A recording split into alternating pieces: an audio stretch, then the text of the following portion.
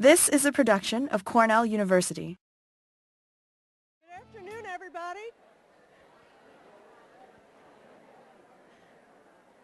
I think this is our biggest humor crowd ever.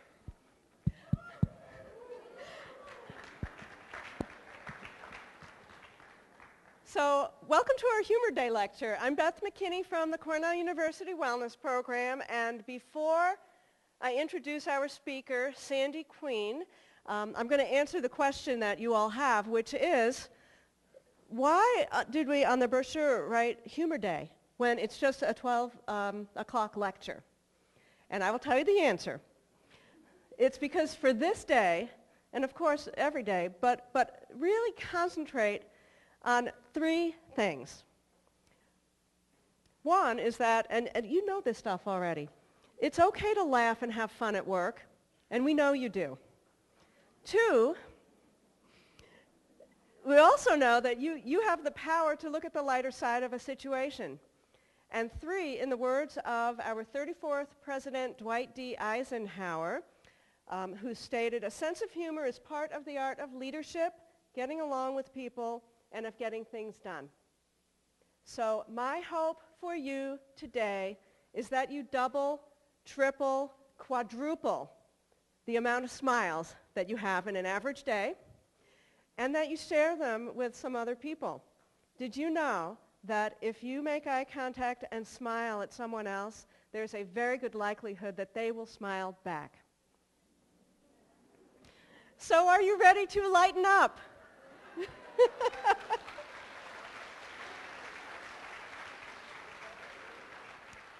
In the spirit of sustainability and of sustaining yourselves, everybody will receive a compact fluorescent light bulb on the way out. So now let's flip our switch and get the show on the road. I would like to introduce Sandy Queen, who was here about 15 years ago to give our humor presentation. And we have invited her back. She is an international speaker, an internationally known speaker on humor and wellness in our lives. She works with children, adolescents, and grown-ups like us, and she is going to help us find our inner child. So let's give a warm welcome to Sandy Queen.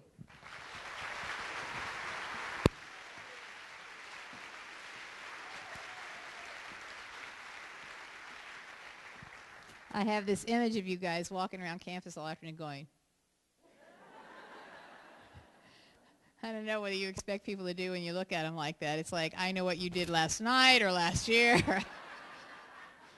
You know, so good afternoon. And they finally invited me back after 15 years. I guess I was a hit. All right, so two things I want to share with you this afternoon and two messages I want to leave with you. The two things I want to share with you, number one, some enthusiasm. Not bad, not bad. Number two, some advice. How many of you have ever given advice? How many of you have ever violated your own advice? How many of you have ever given advice to a small child and then heard it repeated back to you? Okay, so you know that what I say up here this afternoon, what you hear, may be two entirely different things. Because you're going to hear through your own filters. You're going to hear what you came equipped to hear. And if I say something you agree with, you're going to say, she knows what she's talking about. If I say something you don't agree with, you're going to go, she doesn't have a clue. You know, it's about you, it's about our attitudes. So the two messages I want to share with you, two things I want to leave you. Number one, some enthusiasm. Number two, some advice. It's like the little girl. Her name is Kathy. She's 5. She's the doctor's daughter. She used to introduce herself by saying, "Hi, I'm Kathy Anderson. I'm the doctor's daughter." Or, "Hi, I'm Dr. Anderson's daughter, Kathy." Now, you know why she did that? Because she got her in good with her friends, being the doctor's kid. Till one day her mother said, "Kathy, I don't want to hear it. It's totally inappropriate. I don't want to hear it. It is ever, ever, ever, ever again. Do you understand?" "Okay, Mommy." Next day, kindergarten classroom substitute teacher looks out and sees that little girl she thinks she recognizes. She says, "Aren't you Kathy Anderson, the doctor's daughter?" Little girl said, "I used to think so." But last night, Mom told me no. So please remember that what I say and what you hear may be two entirely different things. The two messages I want to share with you are these. And if you were here 15 years ago or so when I was here, when Tony McBride began the wellness program here at Cornell, actually it wasn't my last time here. The last time I was here was with the horticulture department, with every poinsettia grower in the world was here. Now don't ask, but it was here. That was my last time here, which may be why it's been so long since I've been back. Don't know. But there are two messages I want to share with you and that I want to leave with you. Number one, you are good stuff. Now, if you heard me 15 years ago or you hear me 15 years from now, you'll hear the same message. You are good stuff. If no one's told you, let me be the one to tell you that you really are good stuff. I'm not home very often. I'm on the road. But if you call my office, if you don't get me, you'll get my answering machine that says, hi, this is Sandy Queen. I'm not here. At the sound of the tone, leave your message. And remember, you are good stuff. Now, I've had that message for 35 years on my answering machine, and I can't change it because if I take it off, people call and say, oh my gosh, where's the message? I called to hear the message is not there. So I can't change it. But it's really interesting, the responses we get from that message. People call and say, oh, thank you. Or, I knew that, I called last week, you know. Sometimes the men call, hi, this is good stuff.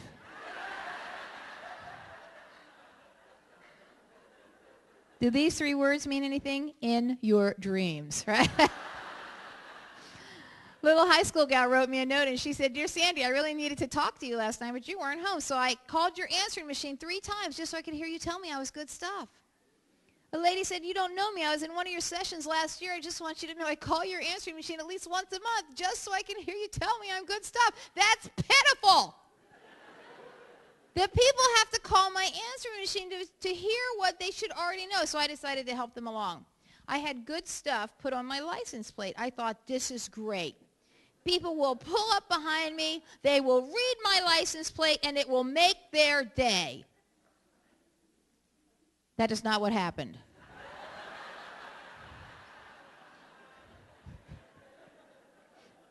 Does the word advertising mean anything to you? Now, ladies, if your physical attractiveness heads over the hill after age 60, put good stuff on your license plate.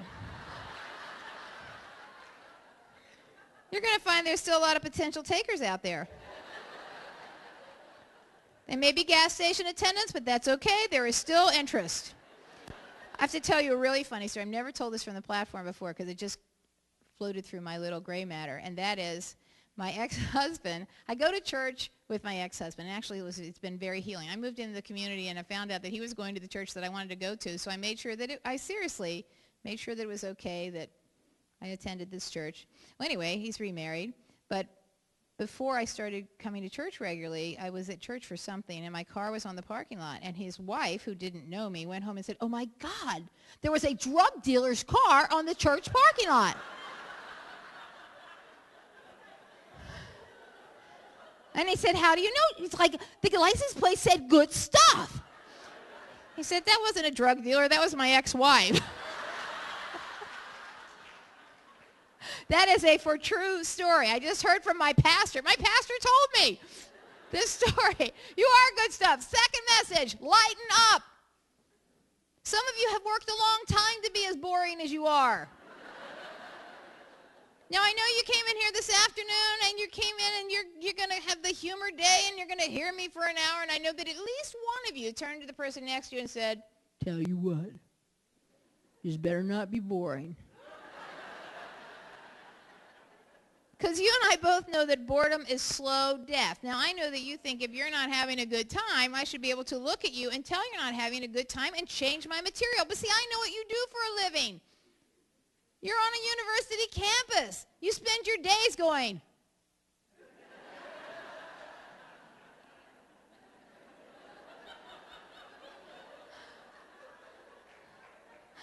like those little dolls we used to put in the back of our cars with their little heads on. Well, in your mind, you're in the Bahamas. Don't do that. I I want you to be in the moment with me. Now, if you're not having a good time, I want you to tell me. But I do not want you to stand up and yell, boring, because that upsets me. So I'm going to teach you a word from that beautiful language of the deaf American Sign Language. Would you just put your index finger in the air, please? This is all I'm going to ask you to do. Come on, come on. We're not going to sing this little light of mine. Just put your... Now lay it very gently beside your nose and rub.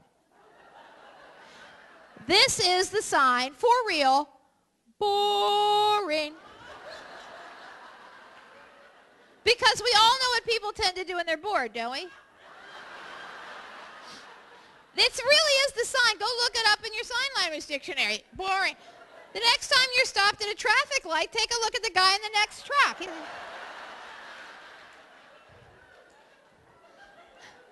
But I don't want you to be bored. So no, what happens is watching you out here, and anytime somebody goes to scratch their nose, I watch them go. Believe me, I can't see you. It doesn't matter. I can only see the front row. As long as you guys are laughing, I'm happy. Those of you with the cheap seats up there, I can't even see you. I know you're up there. I want you to have, because what we're talking about is attitude, how we feel about who we are. Now, if you were little kids and I came in here this afternoon and I said, how are you? Because I work with little ones. How are you? Fine. How's your mom? Fine. How's school? Fine. How was lunch? Fine. Everything to little kids is fine. They're out of touch, but everything is fine. How many of you in this room are parents? How many of you remember what a great parent you were before you had your first child? How many of you remember going to a grocery store and watching a 3-year-old throw a tantrum and you said, I do not believe they let this child get away with this in a public place? And I can see those of you who don't have children going, I do not believe, that's how I know who doesn't have kids in here, because they're going, one time, that's all it would take, one time, and then I'd be, yeah, right. I cannot believe they let this, I tell you what, remember these famous words? No child of mine. Then you went to visit friends that had an obnoxious 2-year-old, and you came home and you said to your husband or your wife, do you believe they let that child run that house like that? Do you believe that anybody would let a kid do that? I will tell you what, God is my witness. And God is up there going, because God knows something you don't know. And that is that the parent's curse is about to come true in your life. The one where your mother said, I hope you grow up to have a child just like you. How many of you remember the first time you're in the grocery store and your child is throwing the tantrum and that young couple standing there looking down their nose at you? And you said, you just wait. Because living and working with real children is a humbling experience, is it not? How many of you got up this morning and said before you came to work, today's the day. Today's the day. There's one. Today's the day I'm going to be all loving,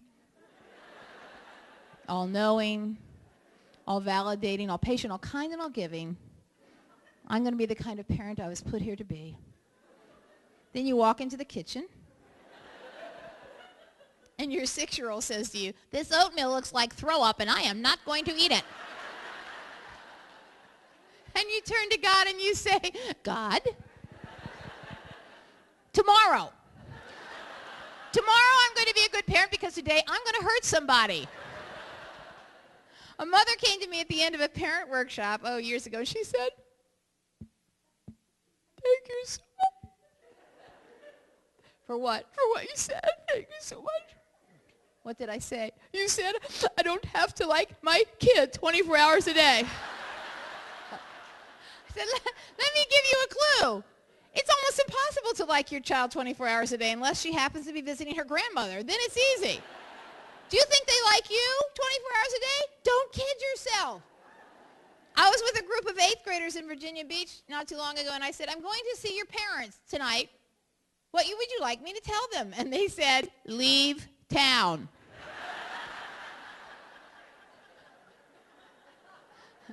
Now, for those of you who still have small children who are prone to throwing tantrums in grocery stores, let me share with you a little trick I learned from a gal in Canada. She says the next time you're in the grocery store and your child is beginning to throw the tantrum, the noise level is rising, and people are beginning to look to see where this noise is coming from, walk over to your child, lean over, and in a voice everyone can hear, say, little girl, where's your mother?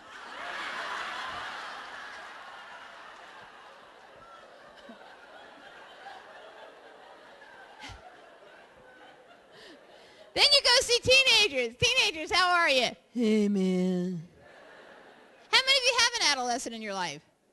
Do you hear the difference? Listen, did you hear the difference? When I say how many of your parents, you visualize this.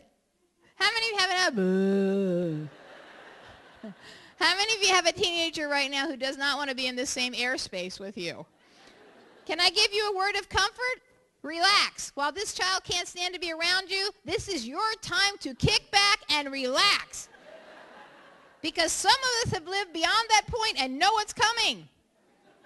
They'll be home soon. Only this time they're going to love you so much. They want to live in your house, eat your food, drive your car. The words you're hearing now, I'm 16, I'm 17, I'm 8, you can't tell me what to do. Those times it'd be like you keep hoping to hear those words. How many of you have one like mine? He's 41 years old. He comes to my house. He stands there with both refrigerator doors open. He looks at an entire refrigerator food and he says,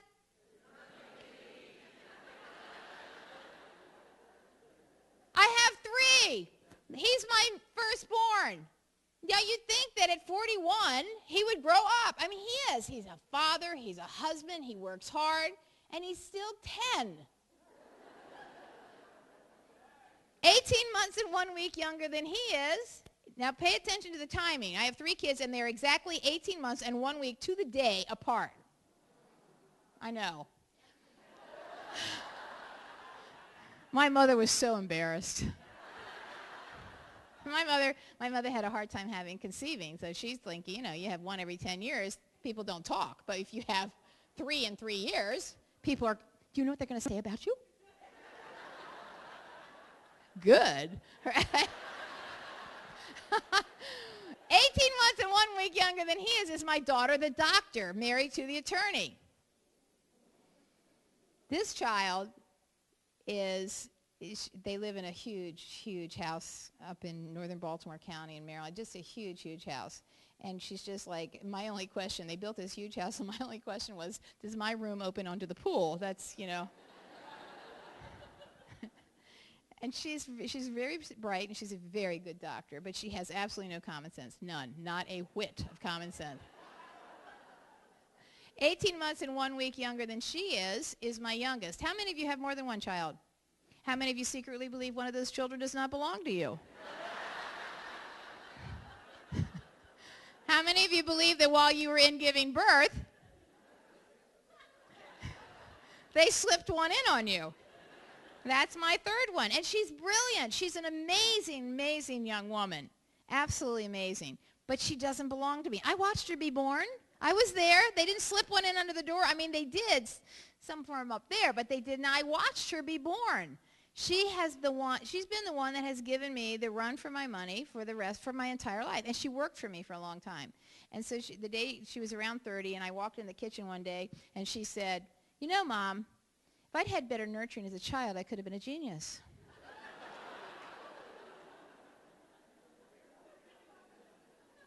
What'd you say?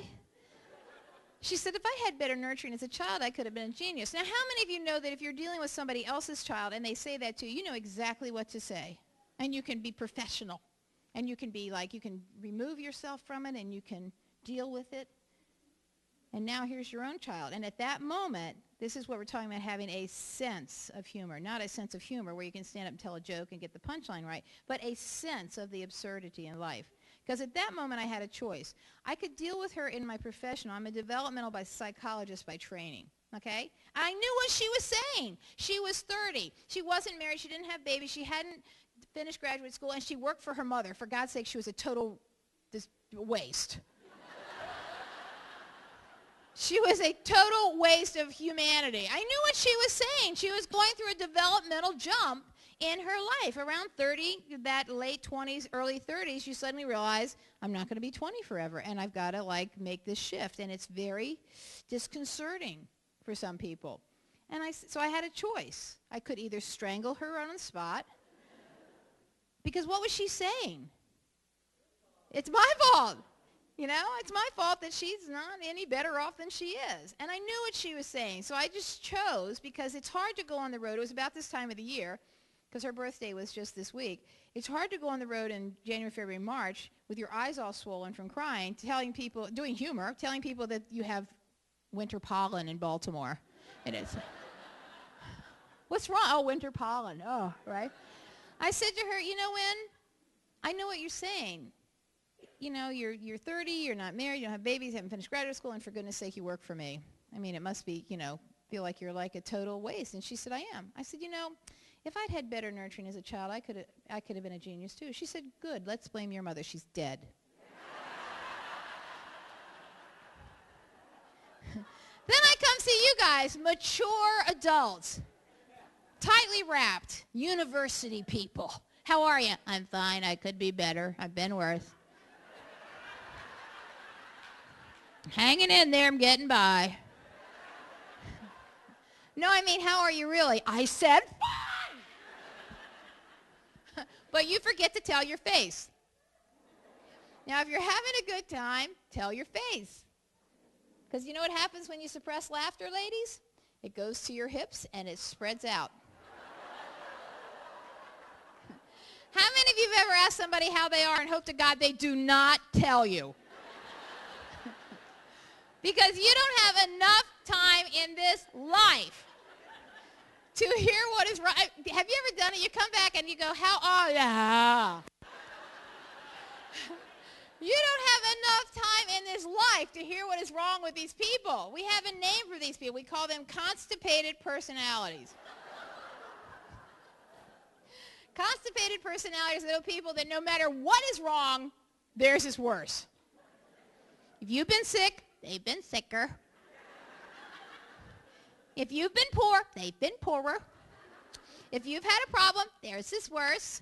They make a career out of being miserable. Now, the reason they're like this, because this is, after all, a wellness talk. The reason they're like that, this is serious. The reason they're like that is because they have a very serious, potentially life-threatening disease. It's called rectal retinitis.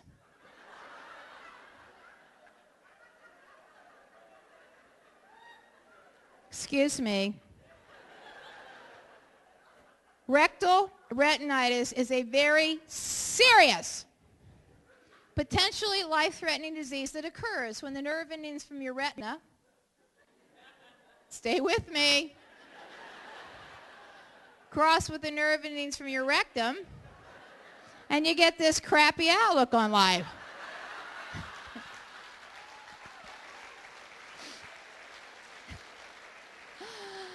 And there are a lot of people running around this world with a real bad case of rectal retinitis, and I'll bet you know one. I'll bet you work with one. This is where people start going, God forbid you should live with one. But the worst thing, my darling, is if you are one. I was at a teacher's wellness conference. This was years ago. And I was doing this. We did this all day. They had me from 8:30 in the morning to 4:30 in the afternoon. Do you know how hard it is to laugh that long? You get out of there in the afternoon, you go, do not say one more funny thing. Because if you make me laugh, I will hurt you. So at break that morning, about 10 o'clock, she came up to me, very sophisticated looking, been teaching 30 years, all dressed in earth tones.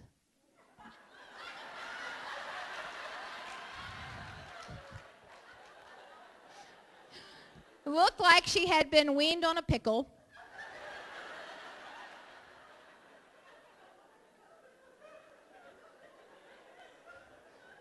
She looked at me and she said, I have a constipated personality.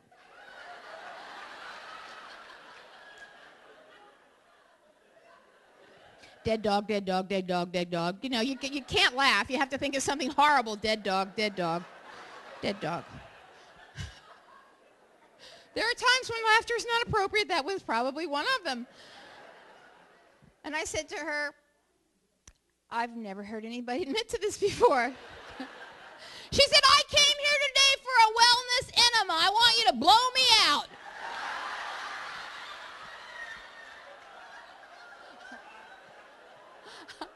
I said, we do what we can with what we have.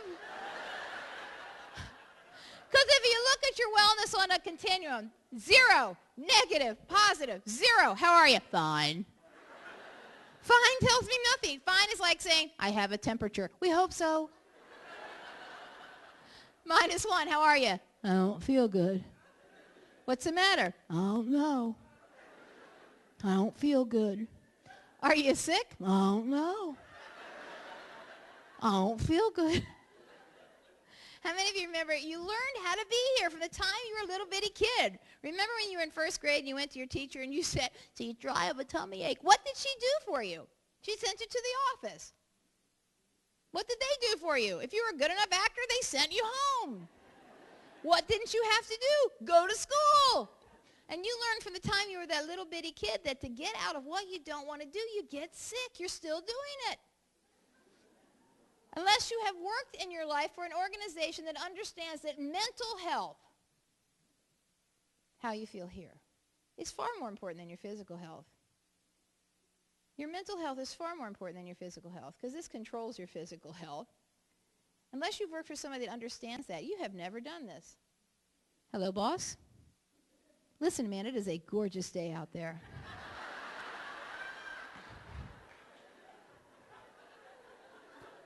Sun is shining, birds are singing.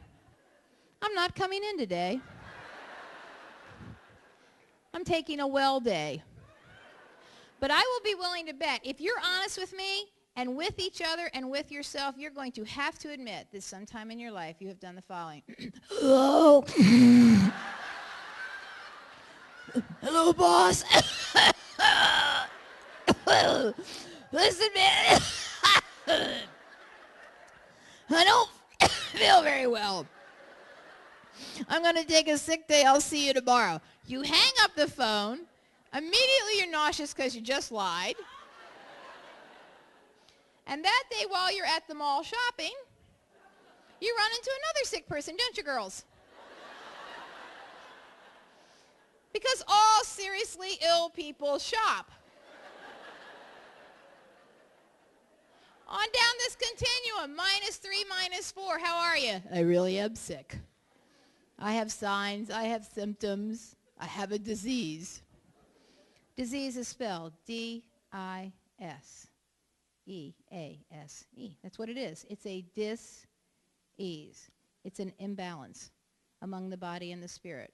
And when one of those things goes out of kilter, the entire organism follows. Most of what's wrong with us in our country and our culture has very little to do with germs. You know that. Most of what's wrong with us has to do with one very important philosophy, which is what your mind possesses, your body expresses. What goes on up here comes out here sometime, somehow, some way it's going to get you. But when you ask people, why are you the way you are, they'll give you reasons. They'll say things like this: I inherited it. My mama had crabby genes. My daddy had crabby genes. I didn't say crabs, honey. I said crabby genes. I was born mean. Senior citizens say to me, it's the doctor's fault. They should have seen this coming. They could have fixed it. Teenagers say to me, you adults have messed up this environment so badly, we aren't going to live long enough to die. Someone's going to push a button and we're going to be out of here. Now, when I'm home on Mondays for the last 35 years, I've taught one day a week at an elementary, junior high Catholic school, K-8. And the reason I do that is twofold. Number one, the kids feed my soul. They really, really do. If you want honesty, ask a first grader. I decided about 5 years ago that I'd look a whole lot better, younger, and better if I would just get rid of the glasses and wear contacts. And I did. And the day that came where I could wear my contacts full day, and I walk into my first grade classroom and they go, what's the matter? You're ugly.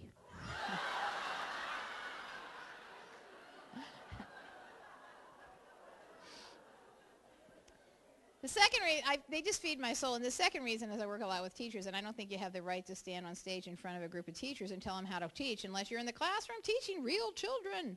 So it keeps me current with real children. But my favorite part of that is that it's a very strong Italian Catholic neighborhood. Got it?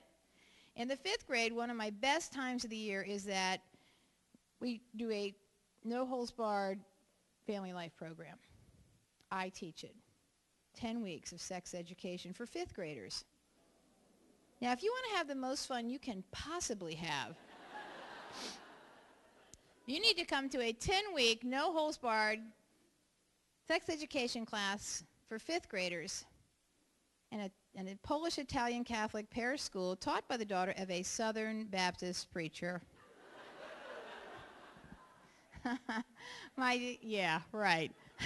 My daddy got in the pulpit about, I don't know, Daddy's been gone since 2000, so probably 20 years ago, 25 years ago. And he preached that all sex educators are missionaries. The devil going to hell, praise God. Those of you who know Southern Baptist theology know that I sound just like them, don't I? See? If you had any doubt, I just proved it, didn't I? Yeah. After the service was over, I said, Daddy, I teach sex education. He said, except for you, honey.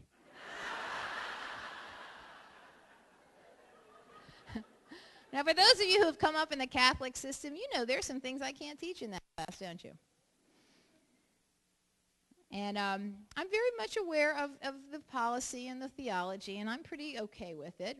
But there's one thing that they do let me do is I have a question box, and anything that goes in that question box, I can answer. The kids have a question box. They put their questions in, I answer. Sometimes I put questions in.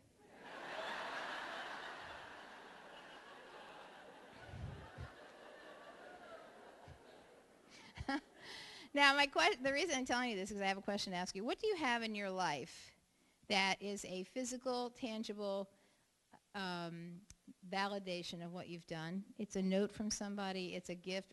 With kids, it's easy because they just give you stuff all the time that they've drawn for you and made for you. And if you have your own kids, your own grandchildren, kids that you've worked with, or the people around this campus, because we're all just big kids and little kids in big bodies. What do you have that when you look at it, you know that this was given to you as a result of what you've given out? On my bulletin board, and sometimes those are the things that get us through, aren't they? They really are. On my bulletin board in my office, if I ever think that I'm just like going crazy and have I ever done anything that means anything to anybody, and yes, that happens because you just think, I've done this for 35 years. Has it mattered at all? Up on the bulletin board is that question from the question box about 15 years ago that says, Dear Miss Sandy, I understand sex, but how does the sperm get up to Virginia?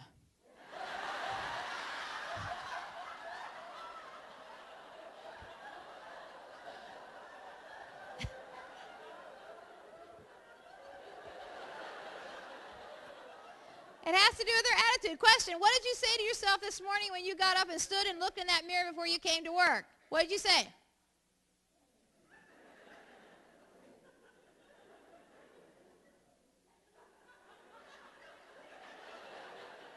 Oh my God. While I slept, someone stole my body. This cannot be happening. What happened? And you come into work, and somebody says, you look nice. Shut up.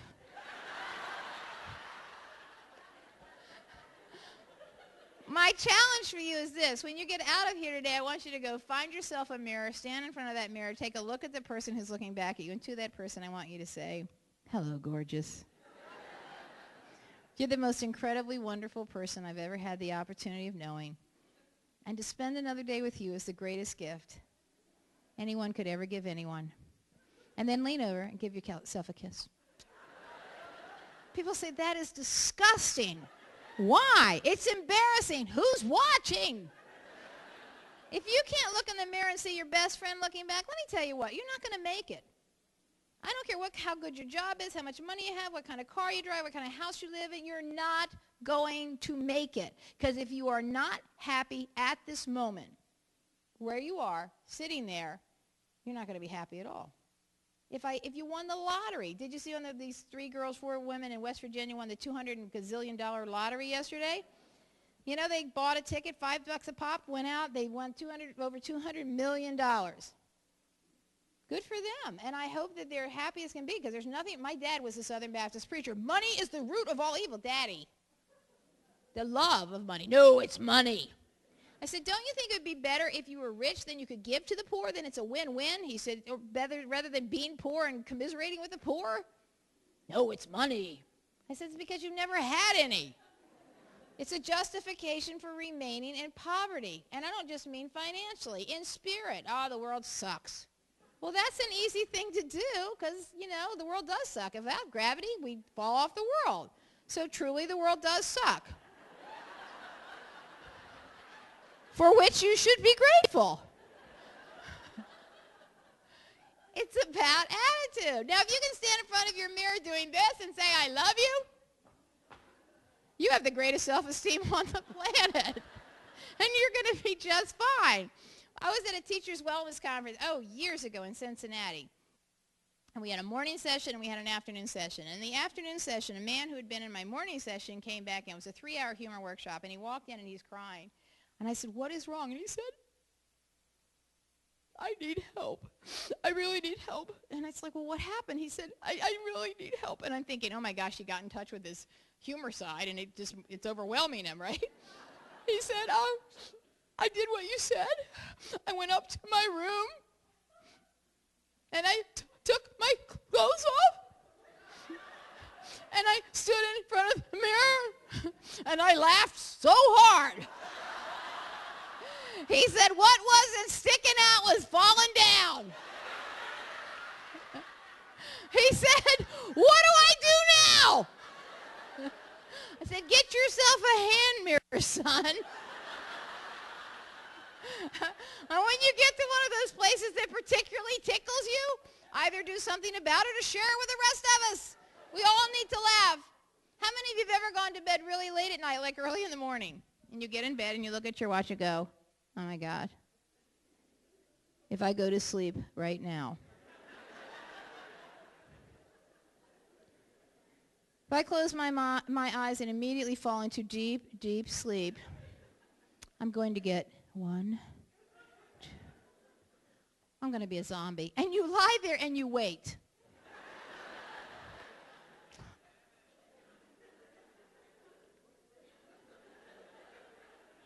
And sleep does not come. And all you can think about is how miserable you're going to be tomorrow. Finally, you fall asleep. Next morning, you wake up. What is the very first thing you do? You know what you do. You look at the clock and you count backwards. Because you want to know exactly how much of a zombie you're going to be so you can report on it. Don't talk to me. I got 3 hours, 14 minutes, 36 seconds of sleep. I'm a zombie. If you know it's good for you, you will stay out of my way. How many of you know that on a day after a night where you haven't gotten any sleep, you're running on adrenaline? You get more done that day than you've gotten done in 2 weeks. Why is it one of us calls it exhaustion and the other one calls it energy? Because you get what you look for, do you not? You get what you look for. You will find it. The people in your life are there because they serve a purpose in your life. And when that purpose is fulfilled, they will go away. If people are mistreating you, guess what? You've told them to. In some way, you sent out the signals. And when you start empowering yourself to get a sense of humor, and I'm not talking about joke telling. I know I'm a terrible joke teller because it's about stories. It's about humor and comedy and the difference between the two. And I was talking to my video guy before, and we were talking about the difference between humor and comedy. Comedy is, did you hear the one about, and as long as it's not you, it's funny. But it marginalizes somebody. Humor is, how many of you remember what it felt like, what grade parent you were before you had your first child? Why did you laugh at that? Because it's universal, isn't it? We all remember what we thought we were going to do as parents before. And those of you who don't have kids yet, you know you're sitting here going.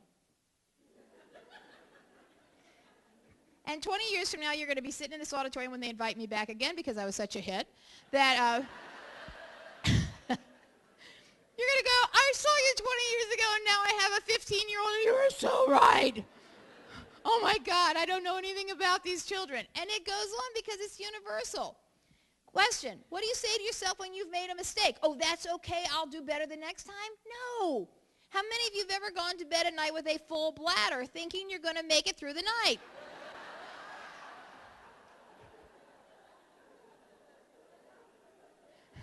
Right? You get into bed, and the pillow and blanket are Every nook and cranny of your body is perfectly covered and cradled in your pillow and blanket. You're in utero one more time. And you're going to have the best night's sleep you have had forever. And as you drift off, you suddenly remember, oh man, I forgot to go. What do you say to yourself? It's not bad. I think I can make it. It's now 3 o'clock in the morning. Neither eye has closed, and the pressure is mounting. What do you say to yourself? I got to get out of this bed now. Now, you don't want to turn the light on because you don't want to disturb anybody. I want you to picture the corner of the dresser contacting your toes. What do you say to yourself at the moment of impact? Oh, I'm smarter now. Only if you can say that in 4 letters. Pick 4, any 4. Preceded by the word. Down here is all the negativity. This is where people are waiting for someone or something to come along and pick them up and carry them up to the other end.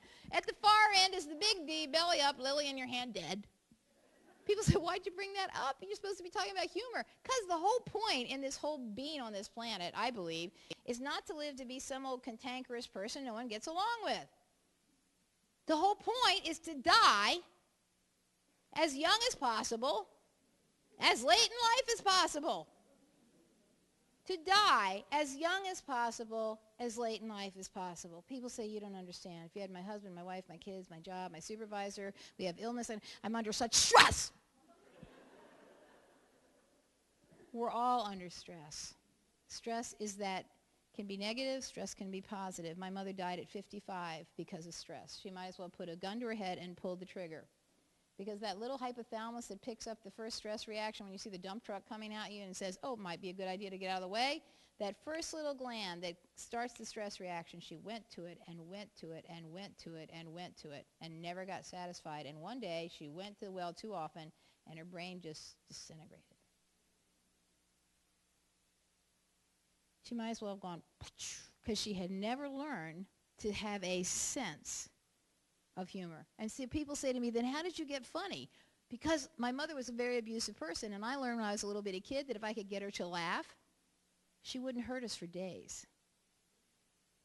So I'd get her out on the back porch, and I'd do Ray Stevens, Ahab the Arab, and Clyde the Camel, and you remember that? Let me tell you about Ahab the Arab. Remember that one? The young ones are going, what? It's an oldie goldie, and you should listen to it. And I would take my mother out on the back patio, because we didn't have decks yet. They were still patios. And I would do that for her, and she would laugh till she would cry, and then we were safe.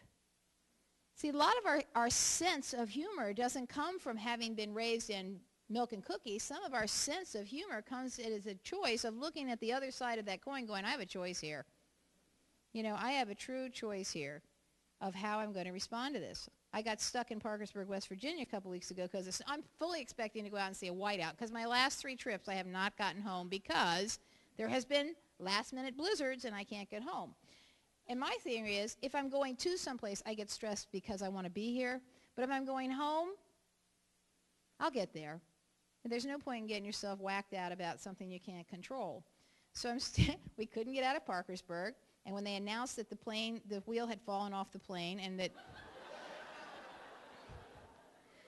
they couldn't get out the night before, be back here at 6 o'clock in the morning. We're back here at 6 o'clock in the morning. The plane has lost its wheel overnight. And they don't have wheels in West Virginia, I guess.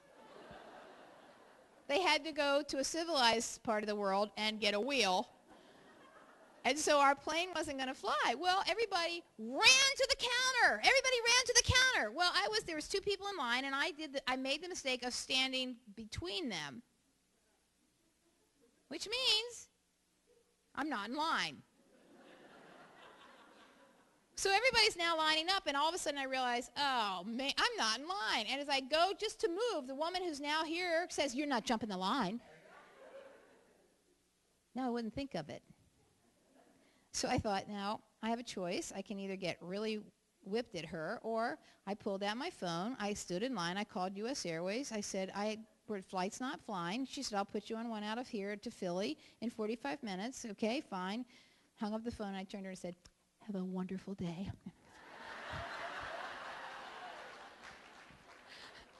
It has to do with our attitude. Down here's the negativity. Up here, +1. How are you? Me, myself, I am good stuff.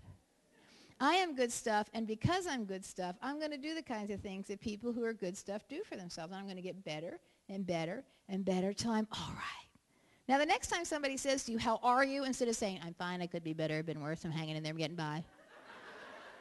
I want you to look at them eyeball to eyeball and say, better and better. How are you? Better and better. Their next two questions are going to be, who are you seeing? And what drug are you taking? People don't like it when you get better and better. Society doesn't. You walk back into your office tomorrow, walk in and say, I love this place. I love everybody here. I love the whole system. I love everything. How many psychiatrists do they have on staff now, Rob? 4? 3. There'll soon be 3 or 4 more. Because they will commit you. Because there's an unwritten rule that says, do not like your circumstance. Always be unhappy with where you are. Always be bucking for something different. Why? Why? And women, men and women do it differently. You know, we do it differently. Women tell stories. Men tell jokes. And women don't tell jokes very well. Because women will say to their husbands, honey, tell this one about. And you know, when the punchline is, and they say, you already told it. No, you really, go ahead, tell it. Women will say to their husbands, their men, want to hear something funny, and men will say, shoot me. Because we tell stories, and we don't say, and there was this thing about the 2 guys who went to the bar with the chicken and that, you know, no, we go, so you know I gave up sweets for Lent, and you know, I was going to go to work the different way, but I had to go right past the Krispy Kreme place, and and when the light's on, whoop, whoop, whoop, that means their donuts are fresh, and it's just like, I really tried, but and the men are like, ah!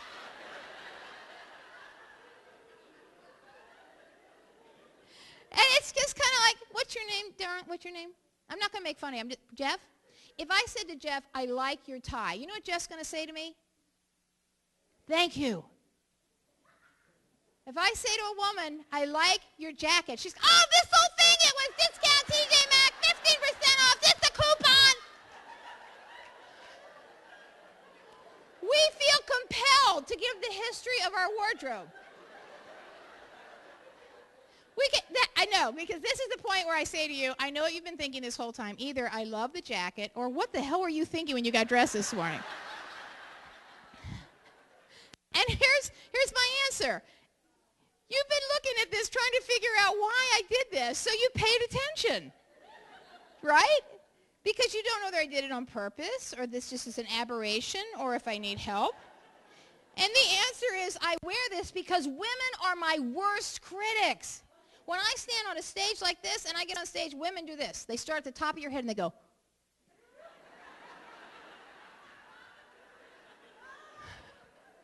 And whatever my fashion faux pas is, and I always have one, and you know what? Most of the time I know what it is, so you can't upset me by going, you know what you did? Like, yep, I do. Doesn't bother me. When you've been on stage as long as I have, as long as your clothes stay on during the presentation,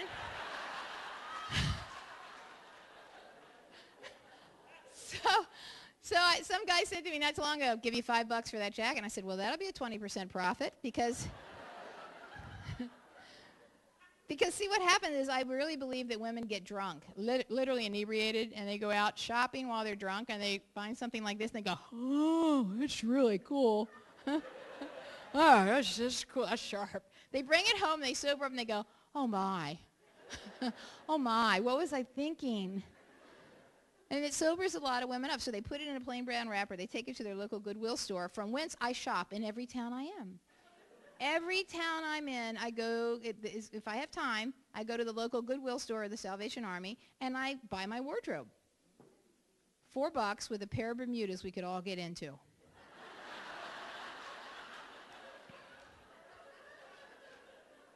Women, men laugh. I mean, if they laugh, they hear something funny, they laugh. Women! You would think we're still in stays and, girdles and stuff, because women are like, oh, yeah, oh, yeah, oh, no. Even if you're not wearing it, you wipe it, right? Oh, God. Second phase of women who start to really laugh, oh, gosh. Even if you don't have them, you hold them. Oh, no. And then there's this one, oh, no.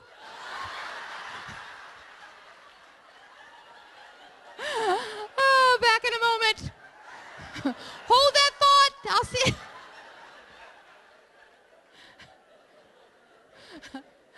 We're different. Men and women are different. We handle humor differently. So we have Rob over here. What's your name, sir?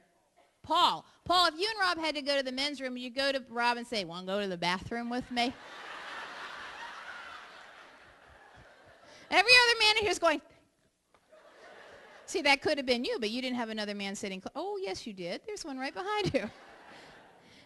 But what do? We all go together, don't we, girls? We all go together. And if we leave one of our sisters behind, she gets upset.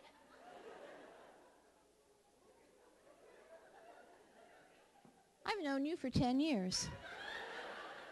And you did not take me to the bathroom with you. Now, if I'm a good enough friend, I say, come on, we have some more. Let's go back. Paul, while you and Rob are in there, do you chat?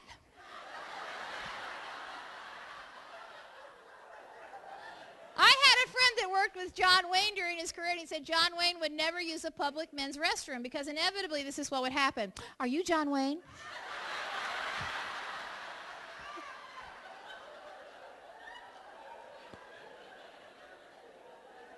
We chat, don't we, girls? Gentlemen, I'm about to introduce you into the wonderful world of women you never wanted to know about. This is a public women's restroom. Is that you?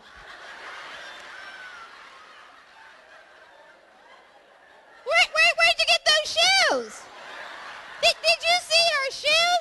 How many of you honestly have identified who's in the next stall by the shoes? Come on.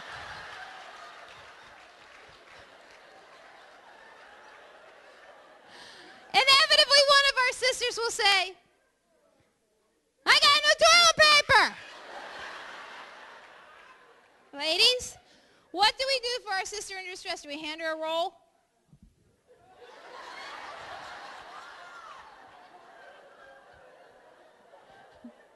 You could take biscuits out of the oven.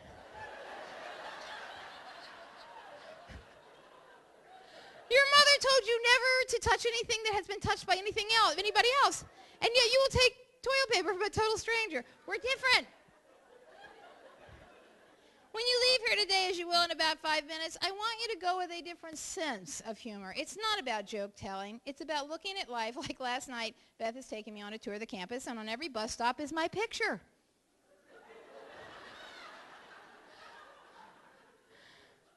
I am there on every bus stop. It's guys must be where people congregate. This is a great thing. But it worked because when I checked in last night here at the hotel, the little guy on the desk said, oh, you're doing that humor workshop tomorrow. I've seen your face all over campus. And my response was, at least it wasn't at the post office. That's the good news, right? I want you to go out with a different sense of humor. Now, my question is this. What would you do if you knew that whatever you started today, because some of you are going, I'm going to change, I'm going to go out here and I'm going to be happy and I'm going to put on a smiling face and I'm going to do what Beth said. I'm going to smile at a total stranger and see what happens. Careful. What would you do if you knew you couldn't fail? What would you do if you knew that whatever you started this afternoon, you'd be totally successful tomorrow? I have a friend, her name is Jana Stanfield, and Jana writes music and records. She lives in Nashville. And Jana did a song several years ago, many years ago now, probably 10, that I started using with my young people because it really does go along with the message I ask them, what's your dream? What's your dream? And which way are you headed toward that dream? If your dream's this way and you're walking this way, guess what? You're not going to make it. If your dream is to do whatever, one of my kids said, I want to be a vet. I said, great. Then walk that way. If you want to be a vet, but you're walking this way into whatever else away from your dream, you're going to get to be my age, and you're going to be way down here, and you're going to look up there and go, I missed it. I missed it. I said, I could turn around right now and decide to be a vet. If I could even get into vet school, which is one of the toughest schools in the country to get into, but even if I could get in, and I did my schooling and I did my residency, and I'm 62 years old at this point, how many years would I have to live out my dream when I finally was able to go into practice? Versus how many years would you have to live out your dream if you do it now, if you walk toward it now? So Jana's song is about, what would I do if I were brave? If I were brave, I'd walk the razor's edge where fools and dreamers dare to tread and never lose faith, even when losing my way. And in sign language, the sign for faith looks like this. I have a sign language choir, 6th, 7th, and 8th grade students that we've had for, 18 years, 19 years now. And the sign for faith is this. And it's almost like it's the thought that I have that the rope that I'm holding is being supported by someone else. Do you know how many ropes you support in other people's lives on this campus by what you do? And hopefully this session today was your chance of putting them down and going, could you hang on to my ropes for a minute, because I'm going to go spend an hour for me. And maybe I'll come back ready to pick up my ropes again and see them in a whole different way. Maybe they won't be quite as heavy. And maybe I'll be able to look around this room and go, you've been holding my rope, thanks. You've been holding my rope, thanks. And I'm not hanging myself with it, I'm just, So in closing, I'd like to do this for you, and thank you so much for having me back. All right, Mr. Music. And by the way, I do have tapes, and I have Jana's song with me if you want to see me after. I always forget, but they're out there.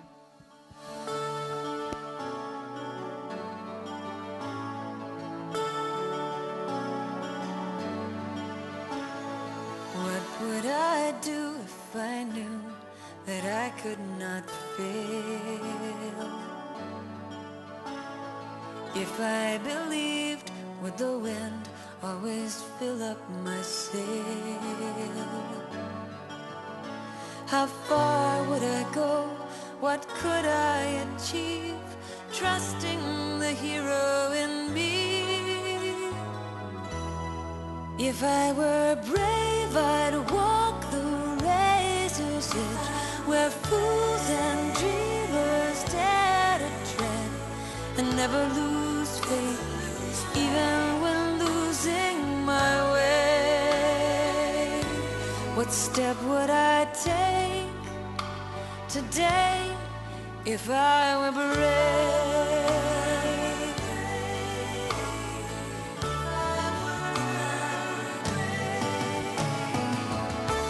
What would I do today if I were brave?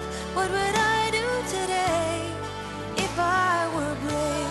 What would I do today if I were brave? What would I do today if I were brave?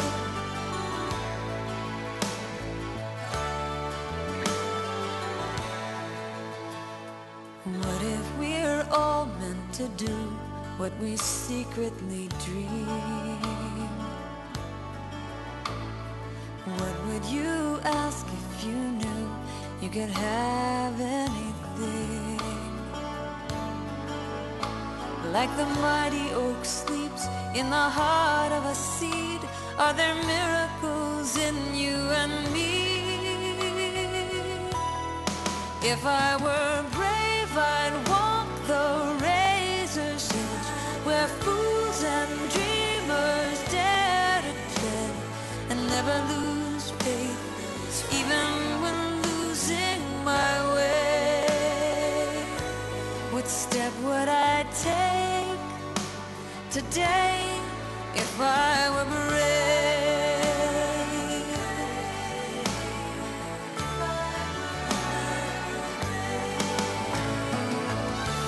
What would I do today if I were brave? What would I do today if I were brave? What would I do today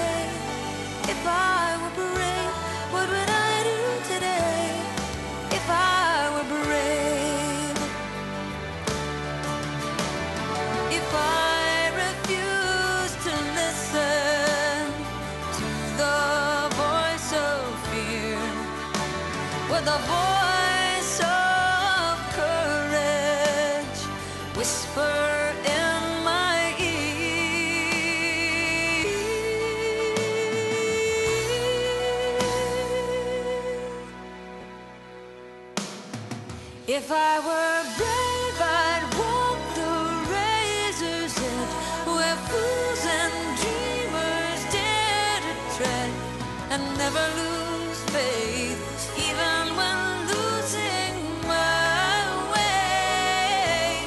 What step would I take today if I were brave?